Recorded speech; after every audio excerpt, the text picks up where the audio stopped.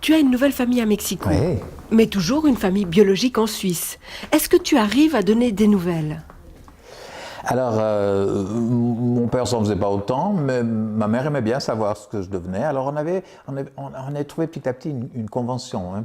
J'avais beaucoup écrit, puisqu'en 2 mois et quelques de voyage, c'était mon seul moyen de communication. C'était mon journal de voyage, plus des lettres, des courriers que j'ai gardés d'ailleurs, qui sont assez intéressants de voir comment un jeune homme voit la vie à ce moment-là. Et puis, j'ai eu une convention avec ma mère en l'appelant en PCV. Alors, déjà, il faut le faire en espagnol sur place, c'est ce que je peux avoir. Alors, on avait une convention, ma mère s'appelle De Colony, et je demandais Madame Perrin.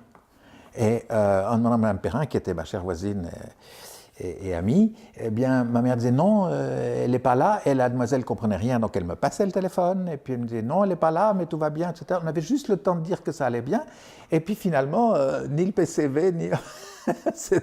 ça devenait gratuit, et souvent on avait le temps de parler pendant 1 minute comme ça. Bon, c'était la façon, et surtout quand je voyageais de façon plus impressionnante et que j'étais vraiment hors de Mexico, c'était un bon moyen de... Il y avait des cabines de téléphone, il fallait aller dans les kiosques ou dans les magasins, enfin c'était vraiment une autre époque. Mais si on revient à cette époque-là, la façon de vivre les fêtes, la façon de voyager était tellement différente, hein, et puis les communications. Et là, je suis arrivé au mois d'octobre, à Noël, j'ai été invité par une tante de la famille qui me disait bah, « Tiens, je prends mon congé, moi je descends dans le sud, tu connais pas le Mexique profond, est-ce que tu viendrais avec moi dans la région de Oaxaca ?» Et Oaxaca, pour moi, c'est le centre du monde, c'est devenu ma ville d'adoption. Et depuis Oaxaca, elle me dit, mais il y a quelque chose de plus intéressant, toi qui as vraiment envie de faire de l'anthropologie et le côté indigène, tu devrais monter à Huautla. Huautla, je me dis, c'est pas possible, je peux aller à Huautla. Oui, on va voir Maria Sabina.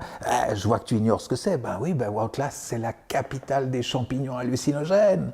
Il faut monter à plus de 2000 mètres d'altitude. Et Maria Sabina, elle a été découverte, qu'est-ce que je dois dire, c'est 1954 par Watson, qui lui avait fait exactement ce que je faisais ce jour-là, c'est-à-dire 80 km de virage, Molandru, marcher rue, Molandru, partir de 2000 et monter plus haut, redescendre.